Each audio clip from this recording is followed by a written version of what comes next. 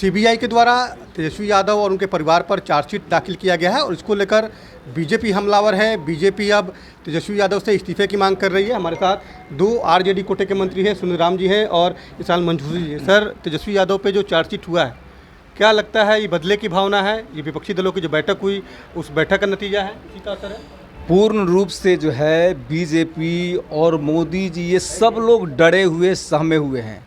जो पटना में जिस तरह से सभी विपक्षी दल के लोग आए और जिस तरह से बैठक हुआ, जिस तरह से सभी लोग उस बैठक में सहमत हुए, जिससे पूर्ण रूप से ये जो है ना मोदी जी, भाजपा वाले सभी लोग जो है डरे हुए हैं, सहमे हुए हैं कि 2024 में उनकी जो है ना कुर्सी हिल रही है और पूर्ण रूप से वो बीजेपी के जो है ये सब लोग सफाया होने जा रहा है। बीजेपी की नैया जो है फूट चुकी है, पतवार जो है टूट चुका है।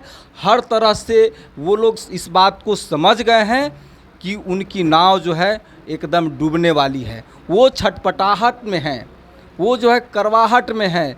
इसीलिए वो जानबूझ करके जो भी इस मुहिम में जो लोग शामिल हैं उन सब लोगों को किसी न किसी तरह से परेशान करने का ये बीजेपी का साजिश है। वो साजिश जो है ना उनका कामयाब नहीं होने वाली है। 2024 में जनता जो है समझ चुकी है और उसकी जो है मोदी वॉशिंग पाउडर को भी समझ चुके हैं।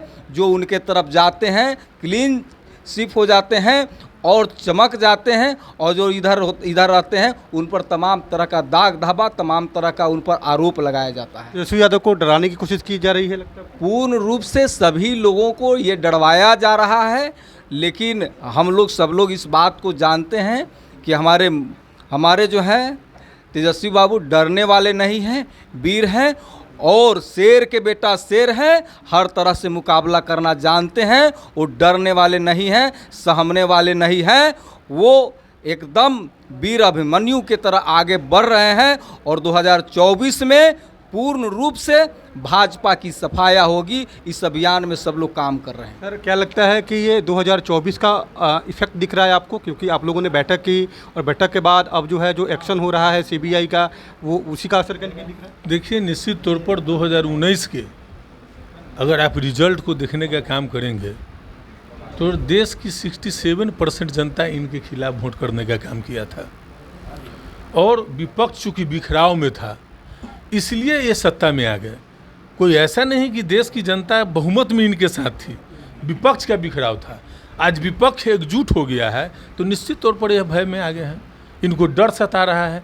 और अभी तो ये तो पिछले बार जो है सो लोगों को दीवा सपन दिखा करके बेरोजगारों को ठगने का काम किए, गरीब गुरबा को महंगाई की बात करके ठगने का काम किए, किसान को चौगुना लागत देने का बात करके ठगने का काम किए। तो ये सब चीज़ का भंडाफोड़ हो चुका है। इनके जुमलेबाजी को देश की जनता समझ चुकी है तो इनका मैजिक भी गड़बड़ा गया है। इनका जो है सो हरास हुआ है, जनता में अविश्वास का माहौल हुआ है, उसके बाद विपक्ष को एक हो रहा है। तो निश्चित तौर पर यह घबराहट में इनको सत्ता जाने का डर सता रहा है तो विरोधियों को एन के पकड़न किसी भी तरीके से फंसाने का काम कर रहे हैं, लेकिन इससे कोई फर्क नहीं पड़ने वाला है। अजीत पवार का जो घटना घटी मुंबई में, जो घटना घटी उसको किस रूप में आप देख रहे हैं? अजीत पवार तो हम बोले ना मोदी वॉशिंग पाउडर से धुल दिए गए हैं, वो अब चमक रहे हैं। बाद बाकी जो है सो क्या कहते हैं कि भ्रष्टाचारी है, इनके साथ जो चले गए वो सदाचारी है, यही चल रहा है। डरने वाले नहीं, कोई सवाल नहीं है कि डरने वाले हैं, सवाल ही नहीं है। दूध है ओरिजिनल मट्ठा पी करके हमारे तेजस्वी यादव मैदान में करे। बिल्कुल साफ तौर पे दोनों मंत्री का कहना है कि आने वाले समय में जो लोकसभा का चुनाव होगा उस लोकसभा के चुनाव में बीजेपी को हराने का काम करेंगे और बीजेपी ने ऐसा वॉशिंग पाउडर बनाया है जिसमें भ्रष्टाचारी भी नहाकर बिल्कुल क्लीन चिट हो जाता है। उनीश कुमार, कशिश न्यूज़, पटना।